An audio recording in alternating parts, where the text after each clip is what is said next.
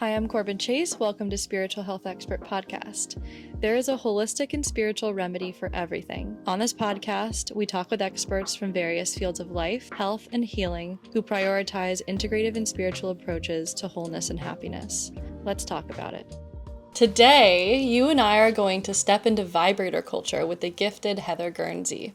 And what we are going to walk away with is what holistic and spiritual healers are saying about vibrator culture and unpack what you need to know about where energetics and holism meets quick pleasure. We'll discover the pros and cons of seeking immediate gratification through vibrators and their potential impacts on the bigger picture of your happiness. We'll discuss practices that incorporate both modern technology and traditional wisdom, revealing how orgasmic energy can serve as a potential tool for self-care and creativity. I'm so happy you're here because I love the topic and I love that we are going to get to spend some time together. It's always an honor to get to spend time with you, to learn together, to laugh together. And if you're new, welcome. I'm glad you're here. You're clearly interested in learning more about ways you can improve your life and be happier, healthier, and a more whole version of you. You've picked one heck of a winner of a conversation to listen to because what's less talked about than the intimacies of how we climax? Not much. Today you're going to get to meet and spend time with the incredible Heather Guernsey. Heather is a professional intuitive energy healer and initiated womb worker. Isn't that interesting? You have an extremely unique niche in womb healing, and I would love for you to share with the person that's with us what you do and why it's so important to consider this topic when considering your holistic health and happiness. Womb healing work is kind of a big umbrella statement that I use to cover any imbalances that we carry within the reproductive system and beyond. So when I'm working with clients, we are unpacking deep-seated traumas, but we are doing so because they've come to me with an issue like having really painful periods, or they can't have orgasms, or they've never had an internal vaginal orgasm and they know that there's more available. So oftentimes those will be kind of the reasons why people seek the work out. Then the work ends up going very, very deep into past lifetimes, ancestral bloodline, your own unprocessed stuff.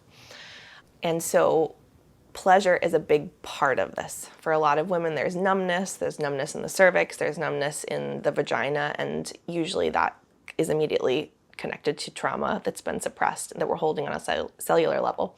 Mm-hmm. So there's oftentimes before we can have the deep pleasure and the internal vaginal orgasms or full body orgasms, there's a de-armoring that has to happen within that space. And some of it can be done with physical tools like a yoni wand, a penis, mm-hmm. And other parts of it need to happen energetically. So how this relates to vibrators is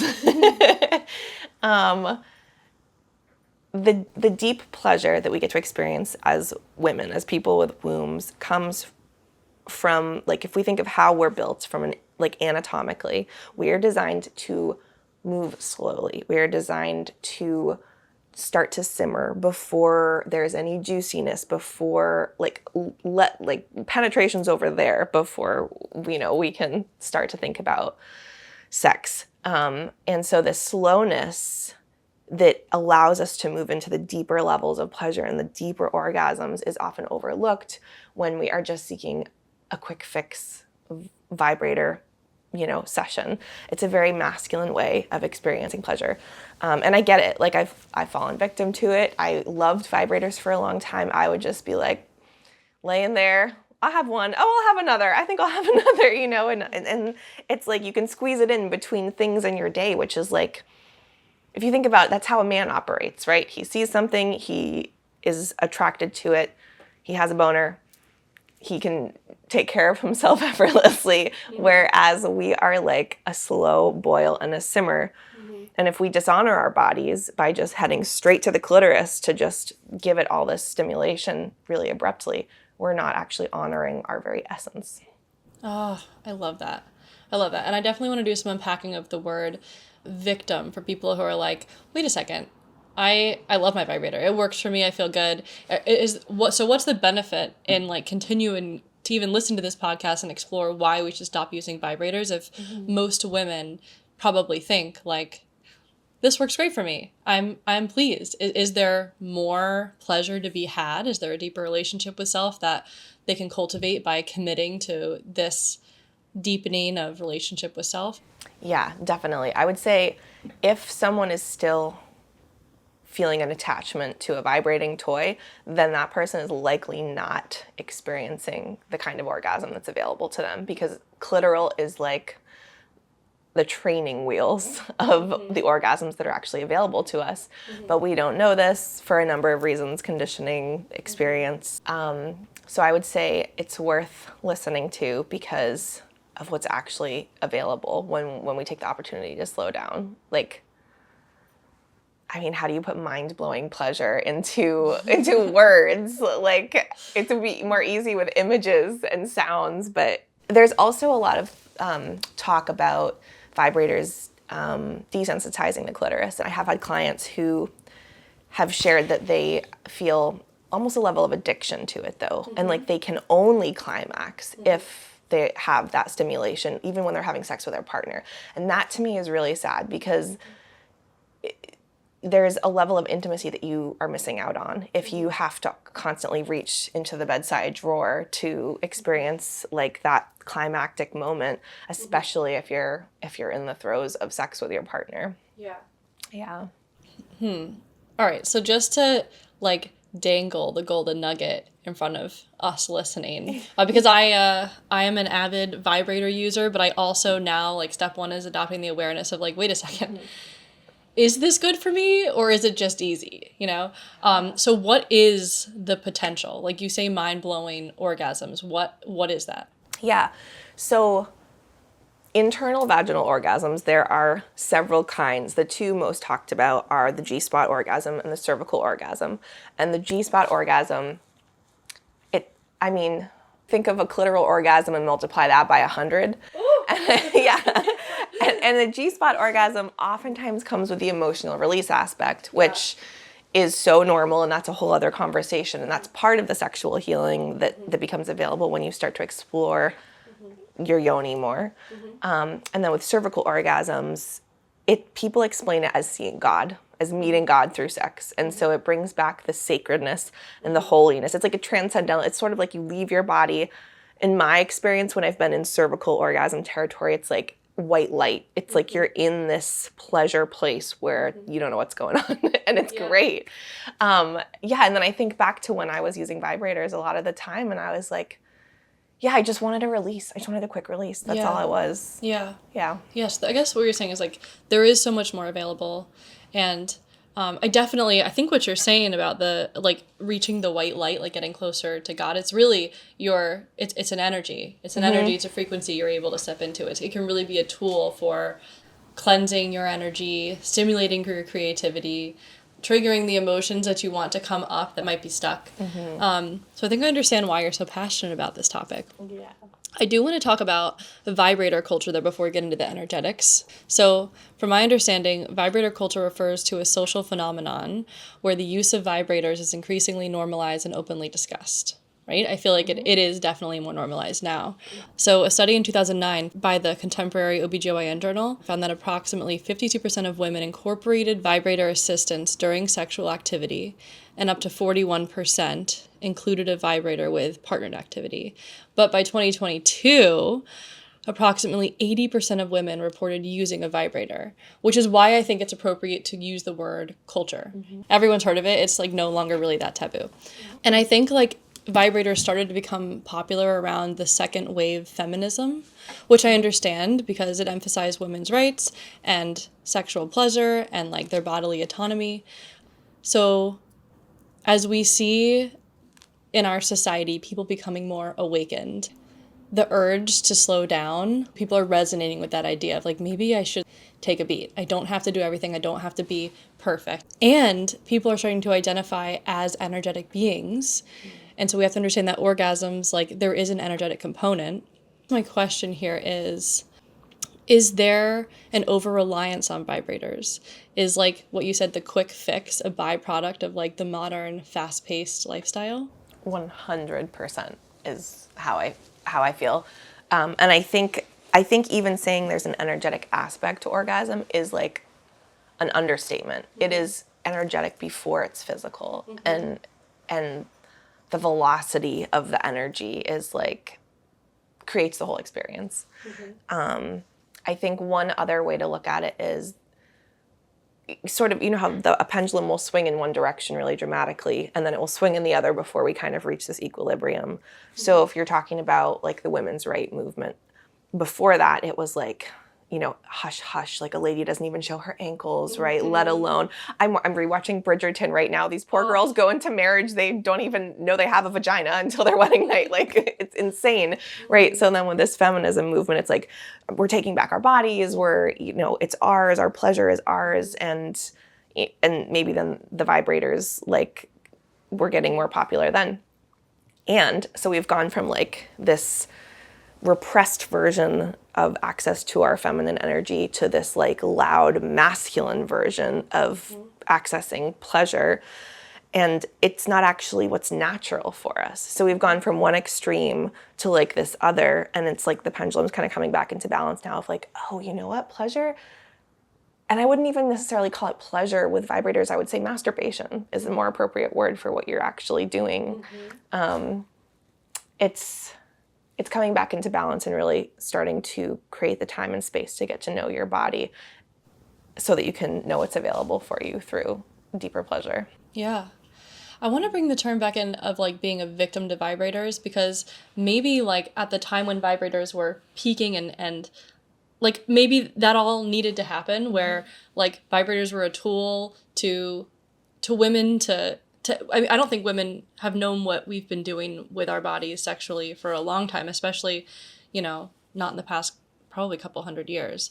But now that people are questioning their relationship with themselves and their inner potential and stepping into like, hey, I do deserve pleasure and I can give that to myself alone and then incorporate others. Do we now? Is it appropriate to say that we do fall victim to vibrators? Is it something that we can fall victim to when the collective consciousness has made such a shift of like, we don't need, is that the best way to care for ourselves? Like, is it more of a forceful way to make ourselves feel pleasure? Is it the healthiest way to have an orgasm? Right. And I think a lot of women are waking up to the fact that it's not. And there's, like, to be clear, there's no shame or judgment. Like, I'm coming here as, like, a formerly addicted to vibrators. I'm still a little bit there. So. Yeah. But it does feel like victim energy because it means you don't know what's available. If you're relying on those things still, then you're not probably the same person that's using a yoni wand to really explore her cervix, or who's in the throes of tears and orgasm with your partner, like, without any thing vibrating on your clit. And that just makes me sad, because we've been so misled and so conditioned incorrectly around our own bodies and sex. And a lot of that is Hollywood. You know, we touched on this the last time I came on your podcast, and I think I said something like, in the movies, it's like a man glances at you and then you're expected to be a slip and slide and ready for penetration. And that's just what girls grow up watching, that kind of thing. And then, you know, bing, bang, boom, you're having sex and then you have an orgasm in 30 seconds. And guess what, ladies? That's not how our bodies work. Yes. Maybe if you're ovulating, maybe you're a slip and slide then, and the orgasm is easier to access. But yeah, there's so much more. Also, it feels worth mentioning that when we start to explore the yoni more deeply, breath is a really important part of it. And when I think about vibrators, I think about clenching and tightening and not breathing. And I don't know if that's just part of how I can look back on my own experience, but it's also how a lot of, you know, what you see in porn, like the fake sounds, the tightness, the noises, it's all the opposite of when we actually start to breathe correctly and breathe down into that space. You can build the pleasure energetically there and then shoot it up your spine and have an energy orgasm. Like, there's just so much that's available when we're not focused on just like tickling that clit. Yeah. And as if that's not incentive enough, I feel like if you're able to surrender to yourself in that way, get vulnerable with yourself, is like a process of holism, because there's a lot stored in that area of our body, and we have to be brave and know that that might be ready to come up and out, and that we can process those big emotions in the form of pleasure, like orgasmic birth. Like that, it's a similar concept. And so how empowering it is to reach the point of, well, first experiencing something so profound that you didn't even know was there, but how much it must help you to step into your power of a woman, and really like being able to say like, I am a woman probably changes after you experience something like that. And the closest thing I can relate to this from my own experience is when me and my partner, when I'm like really, and only recently have I been able to explore this within myself of like actually getting quiet and being present and being okay with being vulnerable and being seen, and not having that like voice in my head of like, oh, you're so ugly, or don't make this noise, or don't go, like you're taking too long, all of those things. The feeling I get with, I don't think it's a cervical orgasm, and it's definitely, I'm not having a clitoral orgasm, but I feel like I start crying, and I feel like I'm floating almost. Like I feel my frequency raise so much that I have no like perception of time. Yeah. And I'm like, I don't know what just happened, but I have never felt so good, and I am such a kind version of myself after that. I know. Oh my God. Dean and I are always joking about how like, God, if I've slid into brat energy, it's because we have not fucked in a couple of days, and we need to get into that space really quickly. Yeah. Oh my gosh, totally. Okay, so maybe this is a stretch. But so the way, what I'm trying to think about here is I'm really interested in the Western approach to medicine and Eastern approach to medicine. I feel that vibrators as a tool falls under the Western approach to medicine. It's tangible, it's physical, you can see it, feel it, touch it. It's a quick fix, and it's not wholesome. And your approach, which I would like to get into more of how can one start to even begin to let go of the vibrator and step into themselves, and all the patients that need it for that would be the Eastern approach.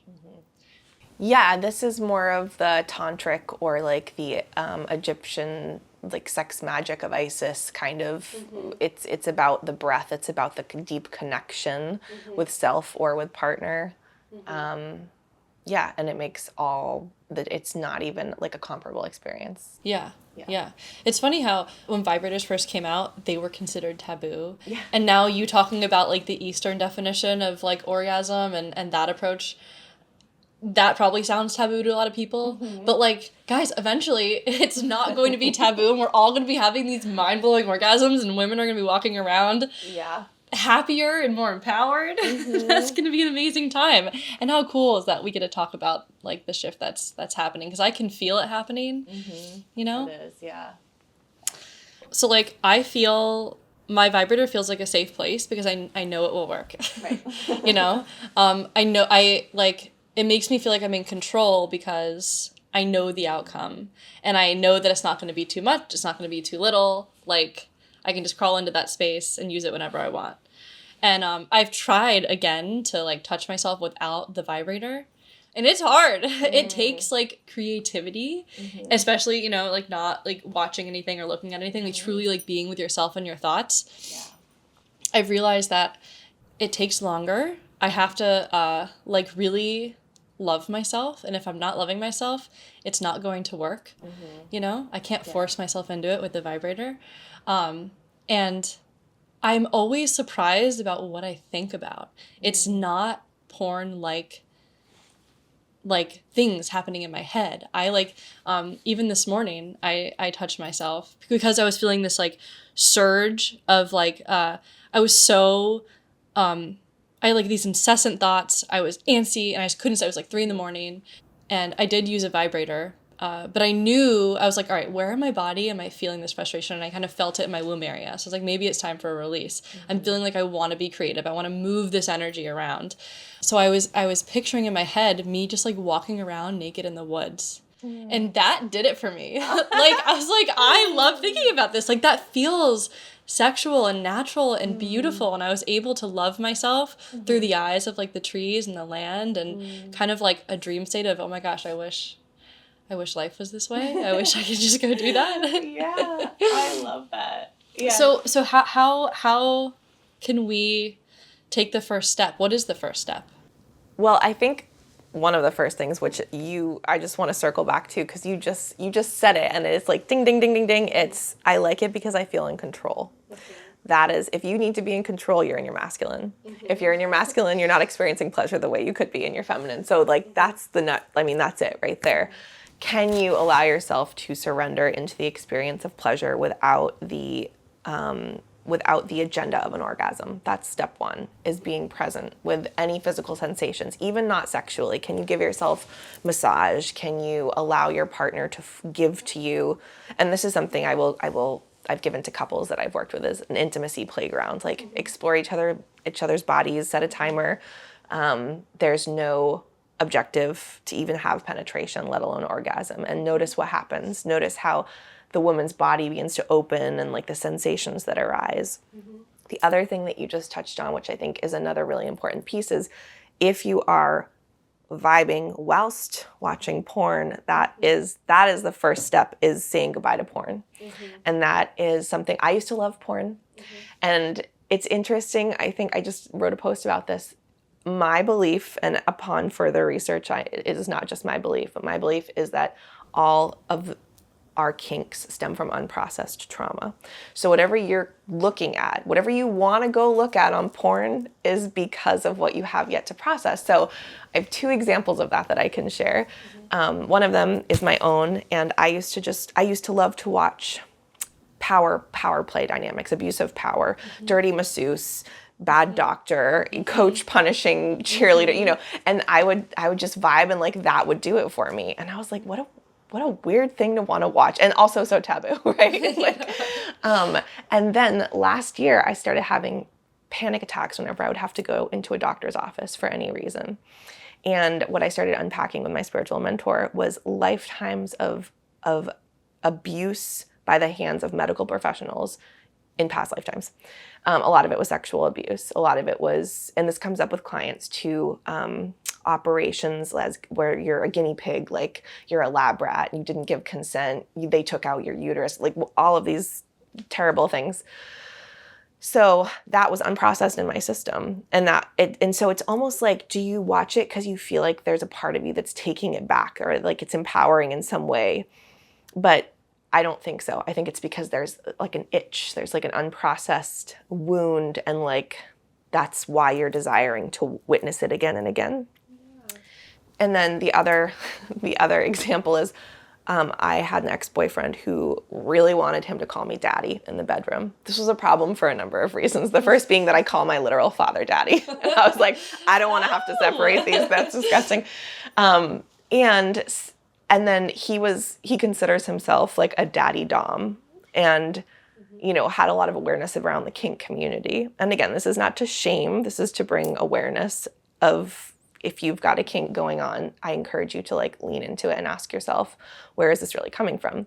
He wanted to feel like he was this provider, masculine leader, grounded, and he just was not. He was not. I mean, he would provide financially when I would visit because we were long distance, but beyond that, he was not the thing, which is why he wanted me to tell him he was the thing in the throes of sex. And I did a few times, but it was all performative. It was totally performative. And I think that stems from some of his childhood stuff, which I don't need to get into, but it's just interesting if you are someone who needs that in the bedroom, you're leaning into like a performative piece rather than being with what is. Mm-hmm. And that disconnects you from what's available to you. It takes you out of the moment. If you're someone that watches porn, you're escaping what's going on in your body just to get off. And that's sad. Yeah. Yeah. Yeah. Oh, just the energetics of watching porn too. It's a very dark industry. I believe that you're connecting to the sexual energies of the people that you are watching.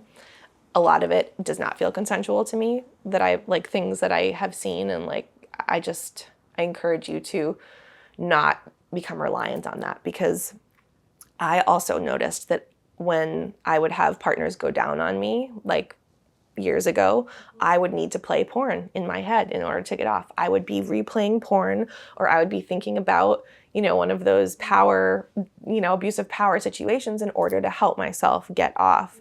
Again, because I was in the masculine of, I'm taking too long. I just want to, get the orgasm so we can go out to eat or whatever.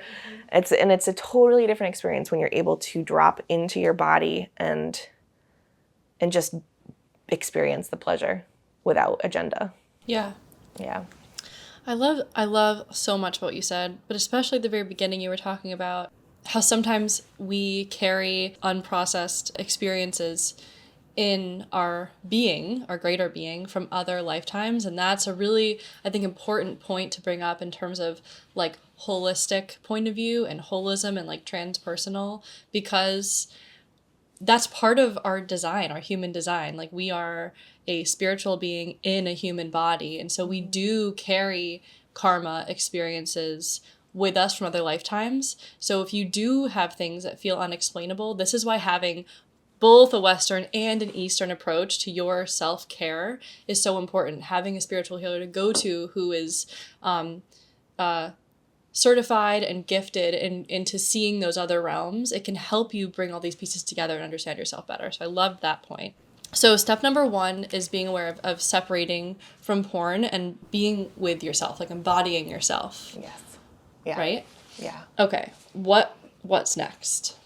You don't need to go throw all of your vibrating toys into a trash can. I didn't do that immediately. I kept like my last working one in the back of my drawer for months longer than I actually used it, because it felt like a breakup. It felt like I wasn't fully ready to let go. So I would say encourage yourself to come back to your body and start to touch yourself the old-fashioned way. It's a habit, right? It takes time to create new habits. If you really want to go all in, I would say get a yoni wand. And Yoni Pleasure Palace, I have an affiliate link for their website, because all of their stones are stones you can trust to be putting in your vagina. And that can be used for de-armoring, which probably takes us into a different step. But I would say step 2 is start to explore your body without props. Okay. And with that process, we can expect for it to take longer. Yes. Might be tiresome on the wrists. Mm-hmm. And maybe, would you say even like, maybe don't even start going right for like the clit? Don't maybe do just it. Start like looking in the mirror and saying, I love you, or laying down and putting on music that you like, and just like telling yourself, oh gosh, I love myself. Mm-hmm. Maybe that's where it starts. Yeah. And also physical Dancing. touch elsewhere. Yes. Yeah. Because it's like there is a buildup. Like I don't know if you've ever had like a guy who's really excited to go down on you, and he just like your pants are off and it's like clitoris town. Yeah. And you're like, whoa, like you haven't even addressed my labia curtains. You have not even touched a nipple. Like we forget that that's how we're built. So go touch your stomach. It doesn't even like thighs. And there's an opening that happens when we do that. Like I notice sometimes when Dean's going down on me, he'll be like giving me a massage like on my butt and thighs, and I can feel like the relaxation and the pleasure becoming more available with where he's working on my clit, because of like this other areas are being touched. Yeah. What else could be cool? I know that with different astrological signs, like those signs rule over different parts of the body. Cancer, I think, is breast and stomach, which do happen to, they're very like, they just feel like a pronounced part of me and my body. As I think like Sagittarius is the thighs. Do you know what Taurus is? I don't. That could be a cool thing to look up for yourself. I'm Scorpio, but yes. Scorpio? Yeah. I would assume Scorpio is just the clitoris. Just the G-spot itself. No, I don't know. But another thing, and I don't want to say this to encourage you to, again, go for speed, but there is a specific breathing technique that I use that takes me into deep, deep orgasm, and it does so far more quickly if I'm self-pleasuring, or even if Dean's going down on me and I know that I want an orgasm, I can, and rather than clenching and pushing, which is a very different sensation, and I have gotten tension headaches from doing that in the past. is like the undoing and the breathing. And I'm happy to go into that if you want to hear about that breathing technique, but that's also, I don't know. Can you just do it real quick? No, it's more of a visual. Oh, it is? Yeah. Okay. Yeah. All right. Well, now I want to hear it. Okay. So I don't know where I got it. I don't know if I heard something similar and then I adopted it, but it's essentially like if you close your eyes and picture kind of like a bunch of sparkles in your aura, and this is all of your sexual energy that's just in your space. And then on I know, beautiful, right? Even asking yourself, what does your sexual energy look like? Yeah. And it is whatever it is to you. There's no right or wrong. Woo, I love that question. Disco balls? Yeah. Okay, keep going. Rose petals. So as you're seeing it, with every inhale and with every exhale, you're seeing this energy start to move down into like the pelvic bowl. And you're intentionally breathing as deep as you possibly can, like down into the yoni, into the womb. And they're deep inhales. And as you continue this breath and you start to see all the sparkles gathering, it's like you're creating a pleasure bowl in that womb space. Like all of the pleasure is gathering there. And then it's like, I probably like, there have been times where I've done 8 of these breaths before I'm having an orgasm. And it's something I haven't explored yet, but I feel like I could do this breath without touch and have an energetic orgasm from it. That's how powerful this is. Mm-hmm. So I would say really coming into the breath while you're exploring your body without props is a very important piece. Love it. I'm going to try it. Yes. If you don't have a womb, this all still works. If you don't have, like if you've had a hysterectomy, yes, you still have the energy of all of your lady parts. Mm-hmm. So 100% this is for you as well. Great. And so like what I've taken kind of like, what is it called? Dry January. Mm-hmm. I've been like, all right, I'm not going to use my vibrator for a while. Yeah. And I do notice that my clit does become overstimulated. And I need to spend like a week and a half of no touching at all, kind of for like everything to reset. Wow. And after I take a while, like even just like the gentlest of touches feels amazing.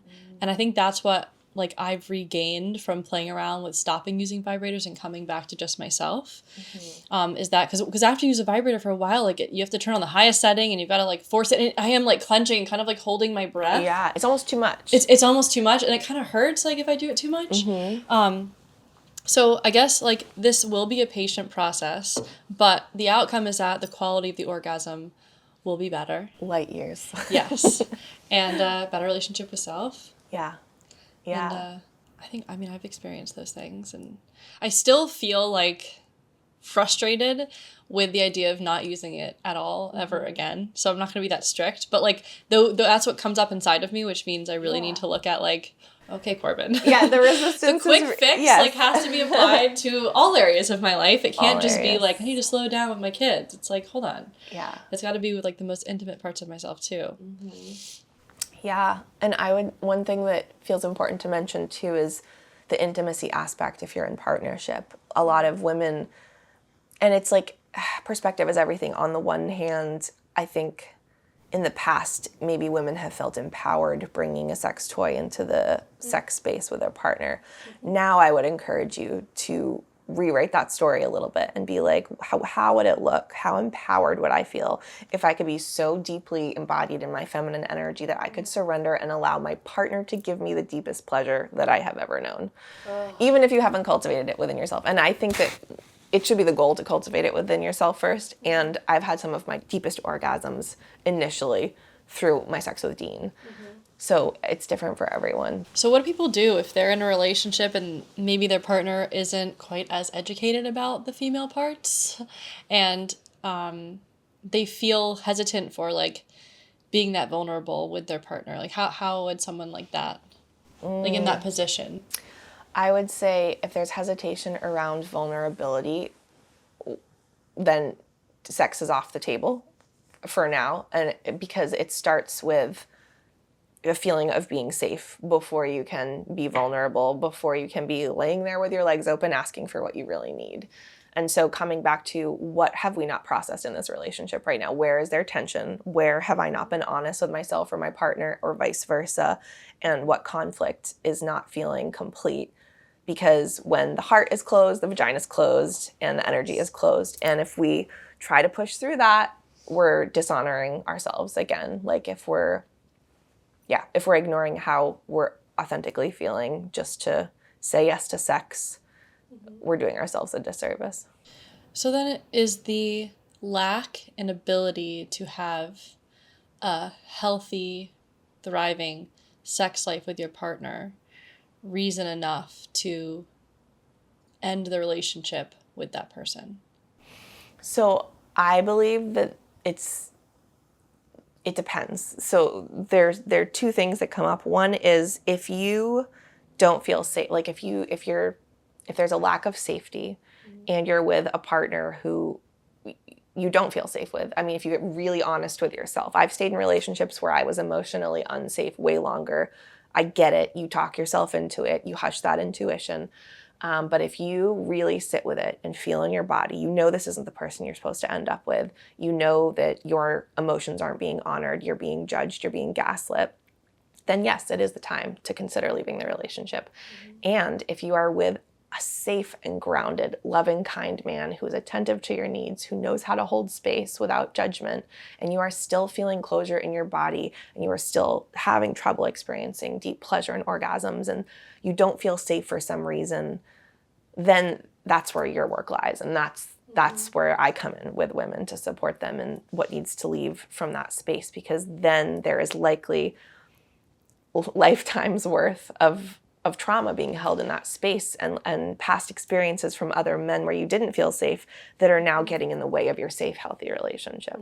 And the only way for you to move through that is to move into it so that you can move through it. Yeah.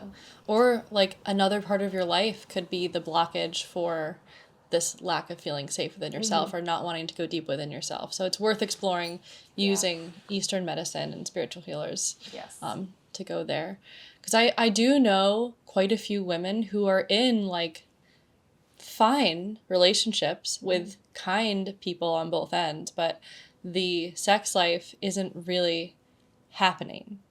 And that's a tough place to be, because women are like, well, I built my whole life with this person. Right. And, we love each other.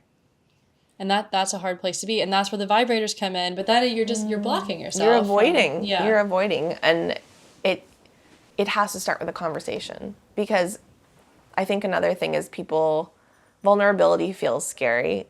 And if you are avoiding having a conversation with your partner that your sex has not been what you want it to be, and you are just having vibrator dates with yourself, you know you deserve more than that. So how deep can you dig? How, like, put those big girl panties on and have that conversation with your partner.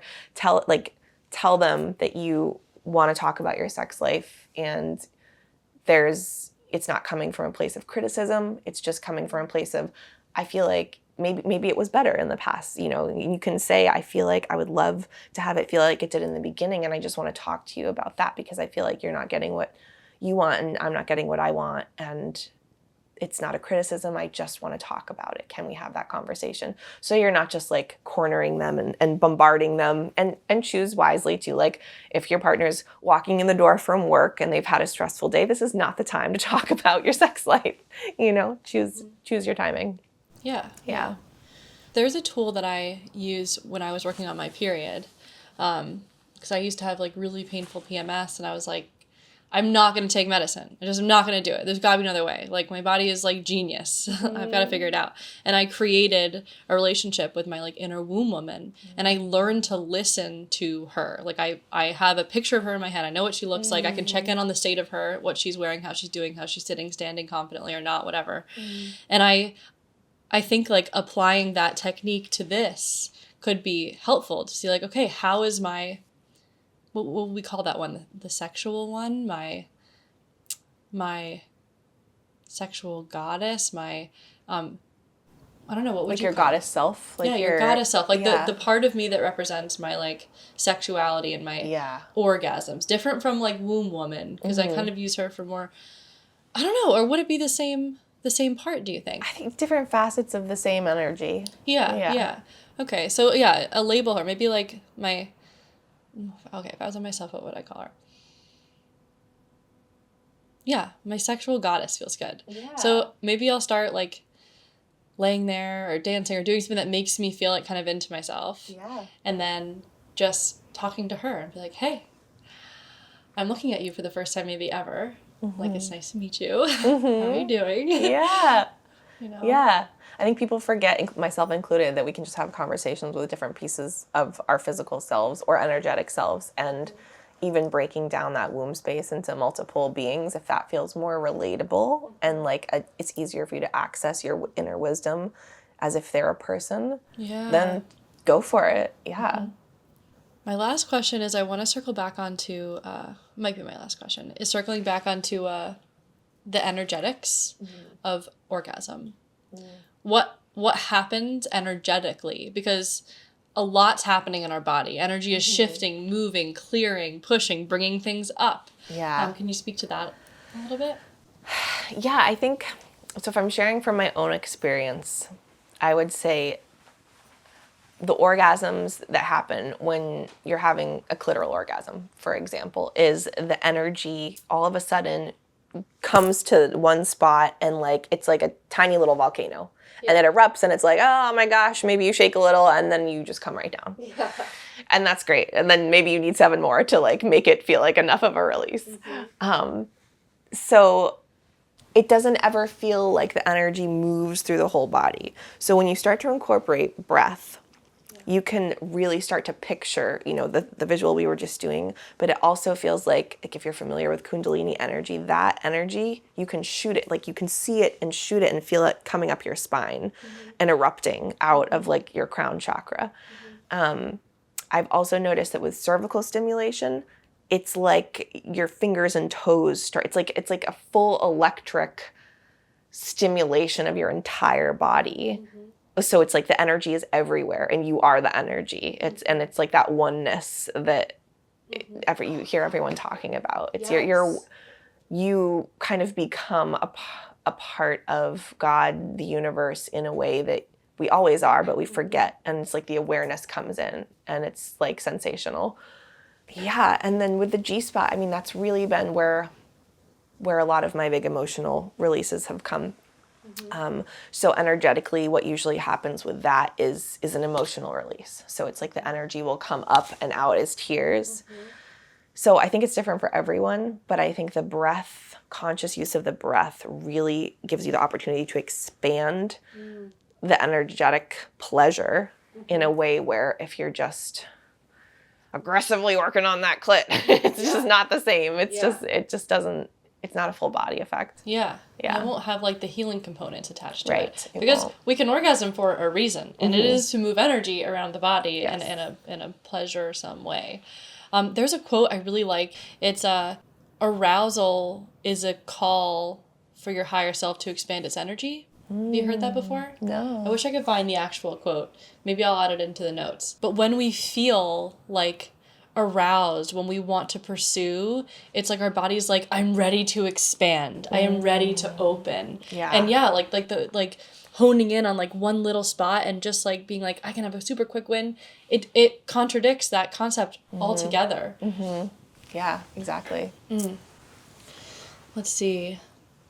Oh, I do have a question. Oh boy. If that's okay. Yeah. Okay, so I was thinking, this is another part of the problem. I was thinking oh God, this might be weird. No, nothing is off the table with me. This morning I was touching myself and I was thinking about you because I knew we were doing. If I had a nickel, though, I've had so many clients start to say that, and then they'll be like, "Oh my God, is this weird?" And it's not like a visual of me while they're masturbating, but it's like I come into the awareness after of like, "That's what she was talking about," or like, so that's funny. Well, I was thinking because I knew we were doing this podcast today, and so I was like, "Well, I'm gonna pay extra attention to my orgasm today, so like maybe I'll have some reflections." And one of them, I literally wrote this down in my notes.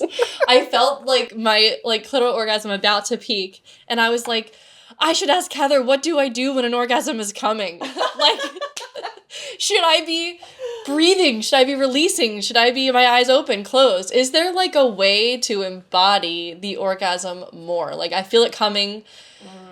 What do I do in that moment? So on the one hand, it's the most natural thing, so I don't want to give instruction at all. On the other hand, because so many women clench and are quiet and have a fear of the sounds they might make and judgment around it, breathing and sounding organically are two of the things that will enhance your pleasure. I oftentimes feel like I need to do vocal warm-ups before we have sex. Because afterwards my cords feel shredded and I'm always like, God, I really need to like do some do-me does like beforehand, because I'm like, oh, like there's like this wild woman that comes out and the sound helps the pleasure move and become bigger. Yeah. And it's like, I think it's some of it's the vibration, right? Yes. Sound waves, the energy waves, it's all kind of working together. But it's the deep breathing and the natural jaw-dropped sounds exiting you that I really feel like is a big piece that women miss out on. Yeah. I love that. Yeah. Yeah, I think the sounds could also like allow you to get to know yourself better too. Like, I think my sex sounds came from porn because that's what I was like, oh. Yeah. Because like, you don't hear it. I didn't hear it. I don't know. Yeah. I like the first time I had sex, I was like, well, that's what I heard, so I'm going to try to do that. I never even let myself be like, what do I sound like? Yeah. And I have been exploring that recently, actually, ever since I read our last podcast. Yeah. Which is, like, pretty cool and takes confidence. It does. It just grows. The expansion of, like, who I am and getting to know myself better is such a result. Yeah. And for the woman who doesn't know where to start with that, I would say start the deep breathing and just, like, as you exhale, like with every exhale, and that is a sound that I will do when I'm doing the breathing technique we talked about often, because that's what feels natural. That's what moves the energy. And Dean doesn't make him flinch or anything? No, he is so good. I'm very blessed.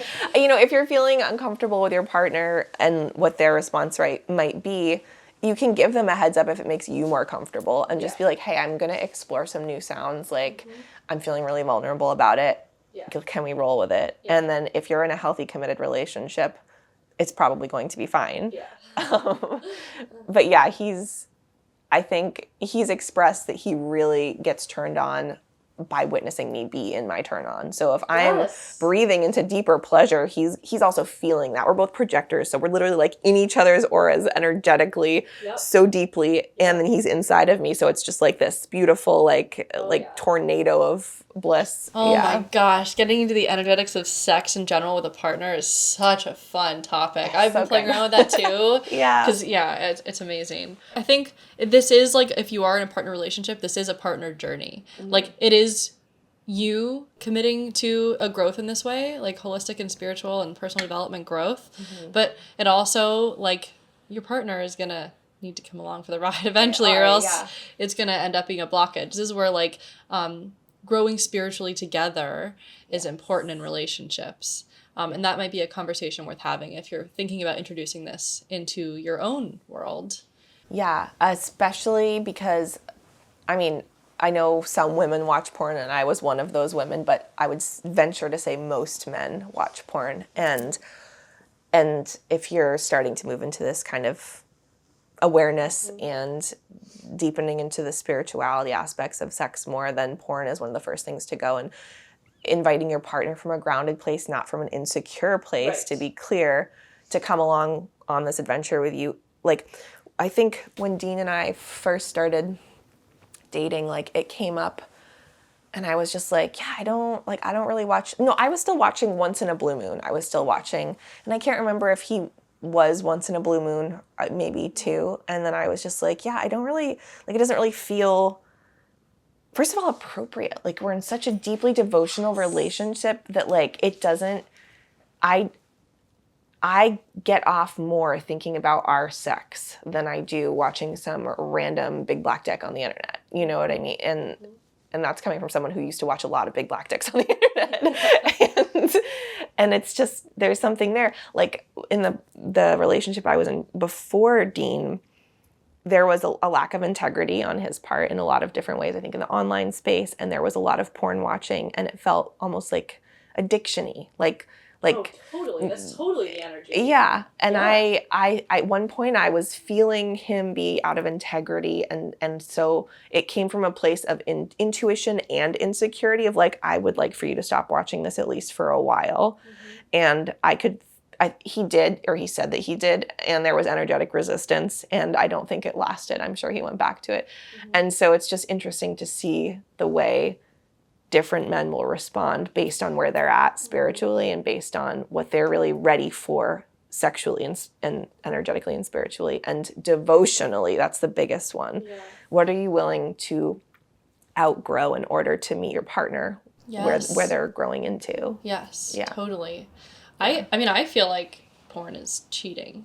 That's how it feels, a little bit dehumanizing. It makes me feel like I'm not enough and like kind of like, I'm being so, it takes a lot for me to be naked in front of my partner even now, and like it just feels like sacred to me. I'm like, I'm letting you see all of me, and like, how dare you go look at someone else and then like have an orgasm to that? Yeah. I can, and because there is like a real energetic connection that happens, it just feels icky. Like it just feels icky. Yeah. I hope it goes away. I mean, people don't make porn to help people's health. No, they do not. So if the intention of something being created isn't of like love and light and health and happiness and love, what are you consuming? Right. Yeah. Absolutely. So, Heather, thank you so much. Yeah, thank you so much for having me. This is such an interesting topic. Yeah. I love it. And if any of y'all listening have feedback or questions, reach out to Heather or I. Our information will be in the notes. Please. I'd love to take more questions and topics we can incorporate. We can always have Heather back. Thank you so much. Thank you.